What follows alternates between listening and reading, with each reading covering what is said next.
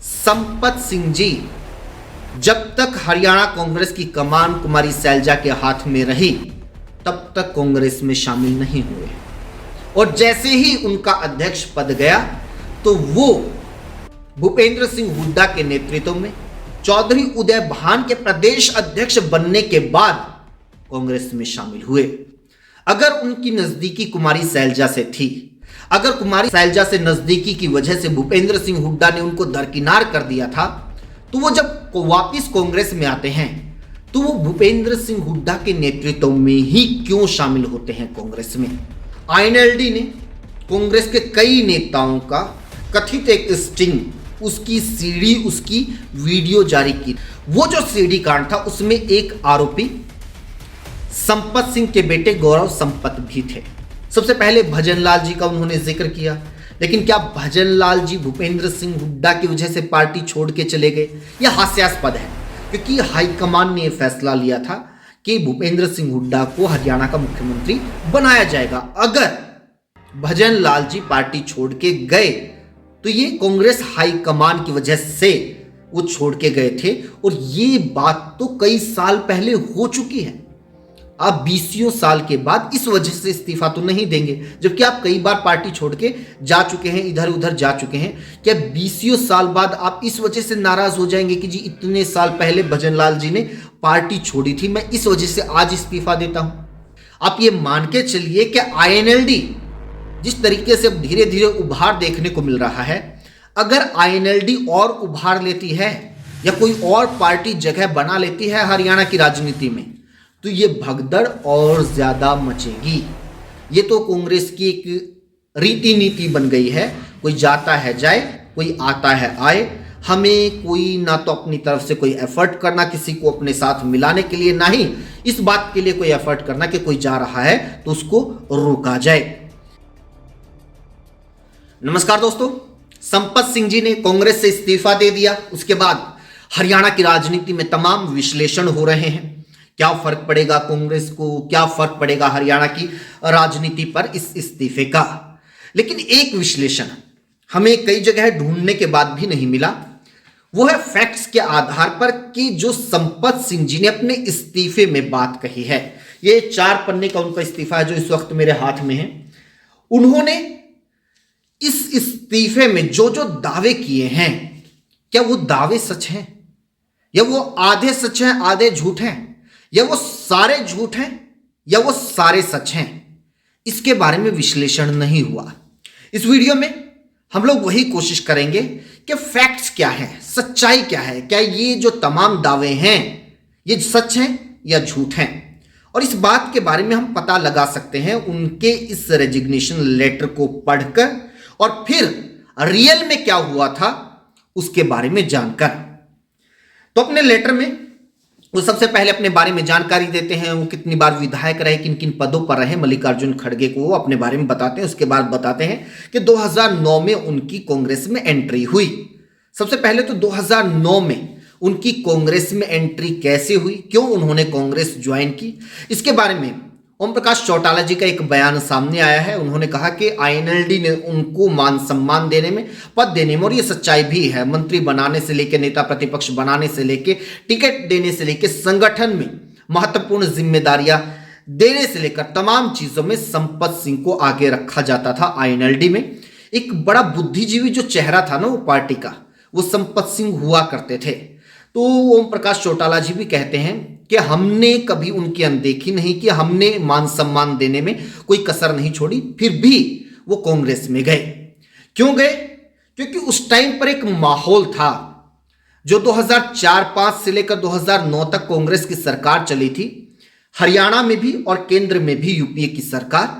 उस सरकार ने कई अच्छे काम किए थे, कई अच्छी योजनाएं आई थी और उसकी वजह से एक लहर बन गई थी कि कांग्रेस रिपीट होने जा रही है। यह हरियाणा में भी लहर थी, रिपीट होने जा रही है। हालांकि उस टाइम पर आईएनएलडी ने चुनाव के मौके के ऊपर टफ फाइट दी कांग्रेस को बहुमत हासिल नहीं करने दिया। लेकिन वो जो लहर का जिक्र चर्चा थी उसी को देखते हुए संपत सिंह कांग्रेस में शामिल हो जाते हैं, विधायक बनते हैं। लेकिन उनकी जो पहली शिकायत है आप नोट करिए, पहली शिकायत ये तभी उनकी उभर कर सामने आती है। उन्होंने अपने लेटर में बताया कि मुझे मंत्री नहीं बनाया गया, मैं इतना वरिष्ठ नेता हूं, मंत्री नहीं बनाया गया। और उसकी वो वजह क्या बताते हैं, इसलिए नहीं बनाया गया क्योंकि मैं कुमारी सैलजा के पास चला गया था चुनाव जीतते ही, और कुमारी सैलजा उस टाइम पर केंद्र में मंत्री थी। उन्होंने उनके हलके में 18 करोड़ के काम भी करवाए, उन्होंने अमाउंट दी है एग्जैक्ट। तो संपत सिंह जी ये कह रहे हैं कि वो कुमारी सैलजा के नजदीक चले गए थे, इस वजह से भूपेंद्र सिंह हुड्डा ने उनको दरकिनार कर दिया। इस बात में कितनी सच्चाई है? आप हरियाणा की राजनीति में अगर थोड़ी सी भी दिलचस्पी रखते हैं तो आपको ये पता होगा कि संपत सिंह पिछले ये कुछ महीनों को छोड़ दें तो वो भूपेंद्र सिंह हुड्डा की हमेशा गुड बुक में रहे, वो उनके नजदीकी नेताओं में उनकी गिनती होती रही। और इस बात की तस्दीक संपत सिंह आगे खुद करेंगे, आप देखते जाइएगा। तो उन्होंने कहा कि वो तो तभी कुमारी सैलजा के नजदीक चले गए थे, इस वजह से उनको दरकिनार किया जाने लगा। उसके बाद उन्होंने अपने इस्तीफे में 2014 का जिक्र किया, लेकिन 2014 का जिक्र करने से पहले वो 2013 का जिक्र करना भूल गए। 2013 ही था शायद, सीडी कांड जब हुआ था। आईएनएलडी ने कांग्रेस के कई नेताओं का कथित एक स्टिंग, उसकी सीडी, उसकी वीडियो जारी की थी और यह मामला कोर्ट में भी गया और यह आज तक मामला हरियाणा की राजनीति में गरमाया हुआ है, क्योंकि इस मामले में जो एक आरोपी बनाए गए थे राव नरेंद्र सिंह, वो अब हरियाणा कांग्रेस के अध्यक्ष बन गए हैं। वो जो सीडी कांड था उसमें एक आरोपी संपत सिंह के बेटे गौरव संपत भी थे। ये बात उनके रेजिग्नेशन में कहीं नजर नहीं आती। 2014 से पहले ये हो गया था। तो उस टाइम के ऊपर आईएनएलडी और संपत सिंह के बीच जबरदस्त वार पलटवार होते थे कि संपत सिंह जी ने कहा था कि ये मेरी छवि खराब करने के लिए जानबूझकर ये फैब्रिकेटेड वीडियो जनता के बीच पेश की गई है, मेरी छवि को धूमिल करने की ये कोशिश है। लेकिन आईएनएलडी का ये कहना था कि ये तमाम आरोप तथ्यों के आधार पर, स्टिंग ऑपरेशन के आधार पर लगाए गए हैं, ये वीडियो है, ये लोग सीएलयू कांड में उसका हिस्सा थे, ये उसके आरोपी, इसकी जांच होनी चाहिए। तो ये 2013 का जिक्र उनके इस्तीफे में नहीं है। फिर 2019 का जिक्र नहीं है इसमें। 2019 में संपत सिंह बीजेपी में चले गए थे। यह बात उन्होंने इस पूरे के पूरे अपने इस्तीफे में इस बात का जिक्र नहीं किया। उन्होंने 2019 अक्टूबर में चुनाव से ठीक पहले वो बीजेपी में चले गए थे। और यह भी कमाल की बात है कि वो गए, टिकट उनको बीजेपी में भी नहीं मिले, ज्यादा तरजीह उनको नहीं मिली किसी भी चीज में, ना सरकार में कोई पद मिला, ना पार्टी संगठन में उनको कोई पद मिला। वो कई साल तक बीजेपी में एक तरह से गुमनामी के अंधेरे में वो डूबते जा रहे थे। फिर हरियाणा में कांग्रेस का माहौल बनना शुरू हुआ। लेकिन मैं कह रहा था कुमारी सैलजा से जो उन्होंने नजदीकी का जिक्र किया, इस बात को खुद ही कैसे झुठलाते हैं। कुमारी सैलजा को 2019 विधानसभा चुनाव से ठीक पहले प्रदेश अध्यक्ष बनाया गया था। अशोक तंवर को हटाकर हरियाणा कांग्रेस की कमान कुमारी सैलजा के हाथ में थी। लेकिन संपत सिंह जी जब तक हरियाणा कांग्रेस की कमान कुमारी सैलजा के हाथ में रही, तब तक कांग्रेस में शामिल नहीं हुए। और जैसे ही उनका अध्यक्ष पद गया तो वो भूपेंद्र सिंह हुड्डा के नेतृत्व में चौधरी उदय भान के प्रदेश अध्यक्ष बनने के बाद कांग्रेस में शामिल हुए। अगर उनकी नजदीकी कुमारी सैलजा से थी, अगर कुमारी सैलजा से नजदीकी की वजह से भूपेंद्र सिंह हुड्डा ने उनको दरकिनार कर दिया था, तो वो जब वापिस कांग्रेस में आते हैं तो वो भूपेंद्र सिंह हुड्डा के नेतृत्व में ही क्यों शामिल होते हैं कांग्रेस में? कुमारी सैलजा के रहते हुए उनके नेतृत्व में वो कांग्रेस में शामिल क्यों नहीं होते? इस बात का जवाब है कि वो भूपेंद्र सिंह हुड्डा के करीबी थे, उनकी नजदीकियां उन्हीं से थी और यह बात बाद के सालों में भी जाहिर होती है। संपत सिंह जी ने एक और जिक्र किया, जो एक राज्यसभा चुनाव हुआ था जिसका बार बार जिक्र होता है हरियाणा की राजनीति में। वो जो सुभाष चंद्रा स्याही बदलने की वजह से जीतकर राज्यसभा पहुंच गए थे। उस इलेक्शन को लेकर भूपेंद्र सिंह हुड्डा के बारे में उन्होंने कहा कि भूपेंद्र सिंह हुड्डा ने हाईकमान को सीधा कह दिया था कि वो जो आईएनएलडी समर्थित उम्मीदवार हैं, आर के आनंद शायद उनका नाम है, उनको वोट नहीं देंगे। और फिर एक निर्दलीय विधायक से पेन बदलवा दिया गया, स्याही बदलवा दी गई, जिसकी वजह से कई वोट रद्द हो गई और बीजेपी समर्थित उम्मीदवार राज्यसभा पहुंच गए। यह भी उनकी एक बहुत बड़ी शिकायत थी। लेकिन इस शिकायत में कितना दम है, इस बात का जवाब यही मिल जाता है कि वो जो स्याही कांड हुआ वो हुआ 2016 में, और संपत सिंह जी वापिस कांग्रेस में आते हैं 2022 में। वो आरोप लगाते हैं भूपेंद्र सिंह हुड्डा के ऊपर, लेकिन वापिस कांग्रेस में आते हैं भूपेंद्र सिंह हुड्डा के ही नेतृत्व में। यानी कुमारी सैलजा से नजदीकी, राज्यसभा में स्याही बदलने वाले आरोप के बावजूद उनकी भूपेंद्र सिंह हुड्डा के साथ इतनी नजदीकी थी, उनको कोई शिकायत नहीं थी उनके नेतृत्व से, उनके व्यवहार से, या जो वो आरोप लगाते थे वो आरोप उनको उस टाइम पर बिल्कुल नजर नहीं आते थे। इस्तीफे में यहां तक उन्होंने जो कहा है ये जाहिर तौर पर गलत बयानी है। लेकिन इस इस्तीफे के पीछे असली वजह क्या है वो सभी को पता है दोस्तों। ये हरियाणा हो या फिर देश की राजनीति हो, सच्चाई यह है कि वरिष्ठ नेता खुद पदों के ऊपर बने रहना चाहते हैं और अपने बेटे को, अपनी आने वाली पीढ़ियों को, अपने बेटे बेटी को वो राजनीति में सेटल करना चाहते हैं। और यह आरोप किसी एक नेता पर नहीं, यह हरियाणा की राजनीति में तमाम बड़े नेताओं के ऊपर आप यह आरोप लगा सकते हैं। आप भूपेंद्र सिंह हुड्डा के ऊपर यह आरोप लगा सकते हैं, आप यह आरोप राव इंद्रजीत सिंह के ऊपर लगा सकते हैं, क्योंकि उन्होंने भी अपनी बेटी को सेटल कर दिया, मंत्री बनवा दिया। किरण चौधरी, उन्होंने भी पार्टी बदल के खुद भी वो राज्यसभा गई और अपनी बेटी को भी उन्होंने कैबिनेट मंत्री बना दिया। आईएनएलडी के भीतर भी परिवार के अंदर ही बहुत सारे लोगों के पास संगठन के भीतर पद हैं, विधायक हैं, जो वो दोनों एक ही परिवार से आते हैं। जेजेपी के भीतर भी ये बात, इस बात से कोई इनकार नहीं कर सकता, ये परिवारवाद हरियाणा ही नहीं बल्कि पूरे देश की राजनीति का सच है। और कोई पार्टी आज की तारीख में इस सच्चाई से न तो मुंह फेर सकती और ना ही ये कह सकती कि हम इससे बचे हुए हैं। तमाम दल इसमें शामिल हैं। तो यही कसक संपत सिंह जी की भी है।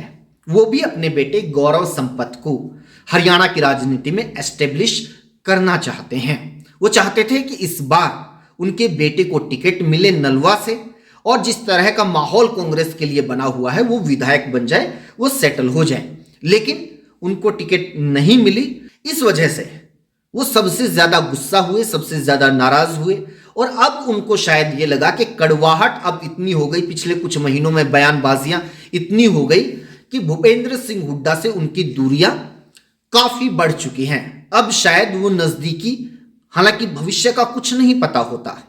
किसको पता था कि इतने वरिष्ठ नेता आईएनएलडी को छोड़ देंगे? किसको पता था कि इतने वरिष्ठ नेता जो कांग्रेस के कट्टर विरोधी थे वो कांग्रेस में आ जाएंगे? किसको पता था कि वो बीजेपी में चले जाएंगे? किसको पता था कि फिर वो वापस कांग्रेस में आ जाएंगे? और फिर किसको पता है कि वापस वो किसी और पार्टी में चले जाएंगे? तो राजनीति में कुछ भी हो सकता है। लेकिन फिलहाल शायद संपत सिंह जी को यह लग रहा है कि अभी वो नजदीकियां नहीं हो सकती। भविष्य गौरव संपत का कांग्रेस में नजर नहीं आ रहा है, और कांग्रेस के भीतर भी जो चीजें चल रही हैं उससे सिर्फ संपत सिंह नहीं, बहुत सारे नेता नाराज हैं। और ये कांग्रेस की किस्मत अच्छी मान के चलिए कि आज की तारीख में दो ही पार्टियां खड़ी हुई नजर आ रही हैं लोगों को। जनता का रुझान या तो बीजेपी की तरफ या कांग्रेस की तरफ, ये दो पार्टी सिस्टम है। इस वजह से ये भगदड़ थोड़ी कम मची है, इक्का दुक्का ही नेता छोड़कर गए हैं। आप ये मान के चलिए कि आईएनएलडी जिस तरीके से अब धीरे धीरे उभार देखने को मिल रहा है, अगर आईएनएलडी और उभार लेती है या कोई और पार्टी जगह बना लेती है हरियाणा की राजनीति में, तो ये भगदड़ और ज्यादा मचेगी। खैर, हम इस्तीफे की बात कर रहे थे। संपत सिंह जी ने बहुत सारे नेताओं के नाम लिए कि जो भूपेंद्र सिंह हुड्डा की वजह से पार्टी छोड़ के चले गए।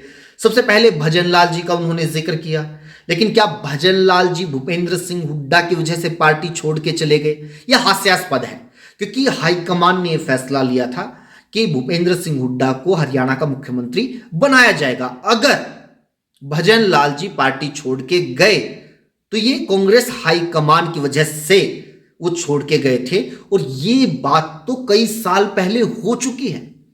आप 20 साल के बाद इस वजह से इस्तीफा तो नहीं देंगे, जबकि आप कई बार पार्टी छोड़ के जा चुके हैं, इधर उधर जा चुके हैं। क्या 20 साल बाद आप इस वजह से नाराज हो जाएंगे कि जी इतने साल पहले भजन लाल जी ने पार्टी छोड़ी थी, मैं इस वजह से आज इस्तीफा देता हूं। फिर उन्होंने राव इंद्रजीत सिंह का जिक्र किया। बिल्कुल सही बात है, राव इंद्रजीत की भूपेंद्र सिंह हुड्डा के साथ बहुत ज्यादा तलखी हो गई थी, और ये हो गया था आखिर में एक म्यान में दो तलवारें नहीं रह सकती, और कांग्रेस की तरफ से भी इतने बड़े नेता को रोकने के लिए कोई कोशिशें नहीं हुई। तो वो गए और उनका फैसला हर बार सही ही साबित हुआ। वो लगातार सांसद हैं, केंद्र में मंत्री हैं, और अब उनकी बेटी भी हरियाणा में मंत्री बन गई है। कुलदीप बिश्नोई का उन्होंने जिक्र किया अपने इस्तीफे में, लेकिन कुलदीप बिश्नोई जी तो भजन लाल जी के साथ चले गए थे, उन्होंने तो अलग पार्टी बना ली थी। तो इसके लिए भी हाईकमान जिम्मेदार है, ना कि आप भूपेंद्र सिंह हुड्डा को इसके लिए जिम्मेदार ठहरा सकते हैं। वो वापिस भी आए लेकिन फिर से चले गए। उनको रोकने की भी कांग्रेस में किसी ने कोई कोशिश नहीं की। ये तो कांग्रेस की एक रीति नीति बन गई है, कोई जाता है जाए, कोई आता है आए। हमें कोई ना तो अपनी तरफ से कोई एफर्ट करना किसी को अपने साथ मिलाने के लिए, ना ही इस बात के लिए कोई एफर्ट करना कि कोई जा रहा है तो उसको रोका जाए। जबकि राजनीति ऐसे नहीं चलती है। राजनीति में अगर आपका एक वोटर भी जाता है, आपका एक छोटा सा भी कार्यकर्ता जाता है, तो आप उसको रोकिए, वो आपके लिए बहुत बड़ा नुकसान है। अगर आप इस मेंटलिटी के साथ पार्टी को चलाते हैं तो ही आप आगे बढ़ेंगे। आगे धर्मवीर सिंह का उन्होंने जिक्र किया। धर्मवीर सिंह कोई अनदेखी की वजह से पार्टी छोड़ के नहीं गए, ये सभी को पता है। उस टाइम बीजेपी का माहौल था, बीजेपी की लहर थी, उन्होंने पार्टी बदली, वो सांसद बने, बार बार सांसद बनते आ रहे हैं। वीरेंद्र सिंह, उनकी भूपेंद्र सिंह हुड्डा के साथ बहुत तलखी थी, और उस टाइम पर बीजेपी का माहौल था। बीजेपी का माहौल बनाने में इन बहुत सारे नेताओं की भी एक बहुत बड़ी भूमिका थी।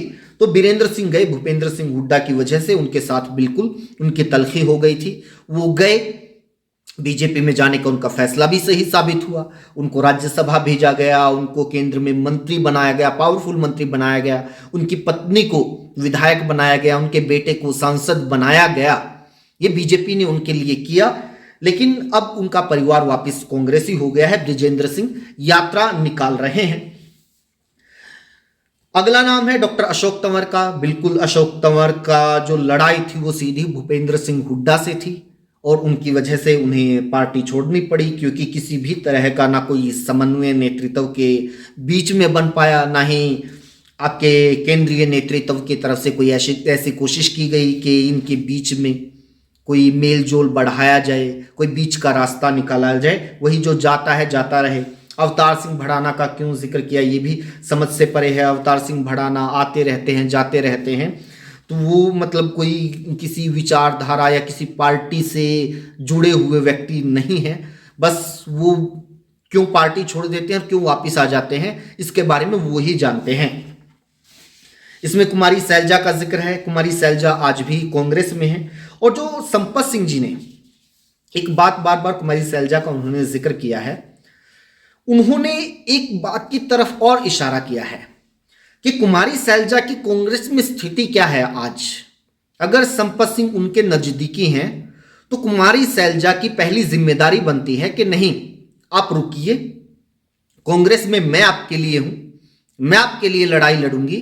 कांग्रेस हमारी पार्टी है, ये किसी एक नेता की पार्टी नहीं है। ये आश्वासन कुमारी सैलजा ने संपत सिंह जी को दिया या नहीं दिया? दिया तो क्या इसके बाद भी वो नहीं रुके, या उनको भरोसा नहीं है कि कुमारी सैलजा उनकी लड़ाई लड़ सकती हैं? तो ये जो संदेश जा रहा है कुमारी सैलजा के लिए, एक तो सिंपैथी इस लेटर से क्रिएट होती है, और साथ ही एक बेबसी भी नजर आती है कि कुमारी सैलजा की कांग्रेस में इतनी नहीं चलती है कि वो अपने लोगों की टिकट की लड़ाई लड़ सके, या फिर अपने लोगों को पार्टी में बनाए रखने के लिए, जोड़े रखने के लिए वो सक्षम हो। तो इससे ये भी संदेश जाता है। इसमें श्रुति चौधरी का जिक्र है, किरण चौधरी का जिक्र है। श्रुति चौधरी आज मंत्री हैं, उन्होंने पार्टी स्विच की, उनका फैसला सही साबित हुआ। किरण चौधरी ने पार्टी स्विच की, उनका फैसला भी सही साबित हुआ। लेकिन एक बात का जिक्र वो करना भूल गए, और शायद ये मल्लिकार्जुन खड़गे जी को पहले से पता है, संपत सिंह जी ने ये नहीं बताया कि किरण चौधरी ने पार्टी क्यों छोड़ी थी। असली वजह, जो ट्रिगर पॉइंट लास्ट में हुआ था, वो क्या था? वो था राज्यसभा वाला चुनाव, वो जो अजय माकन वाला, जिसमें कार्तिकेय शर्मा जीत गए थे। तो अपने इस्तीफे में, अपने बयानों में संपत सिंह उस इलेक्शन का जिक्र करते हैं कि भी कांग्रेस का राज्यसभा सांसद बनना चाहिए था, लेकिन एक वोट की वजह से वो नहीं बन पाया। लेकिन वो वोट किसकी थी जो वोट कैंसिल हुई? जो उम्मीदवार थे अजय माकन, जिनको संपत सिंह जी बहुत बड़ा नेता बताते हैं कि वो बहुत बड़े नेता हैं, उनकी भी सीट खतरे में आ गई हरियाणा के नेतृत्व की वजह से, और सीधे तौर पर नाम नहीं लिया, बेशक उन्होंने भूपेंद्र सिंह हुड्डा की तरफ उनका साफ इशारा है। लेकिन जो अजय माकन है, उन्होंने तो आरोप किरण चौधरी पर लगाया कि उन्होंने अपनी वोट कैंसिल करवाई, और साथ ही जो उम्मीदवार जीत के गए कार्तिकेय शर्मा, उन्होंने तो धन्यवाद किया बाकायदा। भी पिछले दिनों ही उनका इंटरव्यू वायरल हुआ था, उन्होंने तो बाकायदा किरण चौधरी का धन्यवाद किया कि उन्होंने उनको वोट दी। तो ये शिकायत भूपेंद्र सिंह हुड्डा से होनी चाहिए या किरण चौधरी से होनी चाहिए? तो ये भी समझ में नहीं आता। फिर बाद में सावित्री जिंदल का भी जिक्र है, नवीन जिंदल का भी जिक्र है। इन्होंने कभी पार्टी में किसी तरह की अनदेखी या भूपेंद्र सिंह हुड्डा की खिलाफत, प्रदेश या राष्ट्रीय नेतृत्व के खिलाफ किसी तरह की कोई बयानबाजी इन लोगों ने तो शायद आज तक नहीं की है। किन हालात में नवीन जिंदल को बीजेपी में शामिल हुए हैं, ये जग जाहिर है।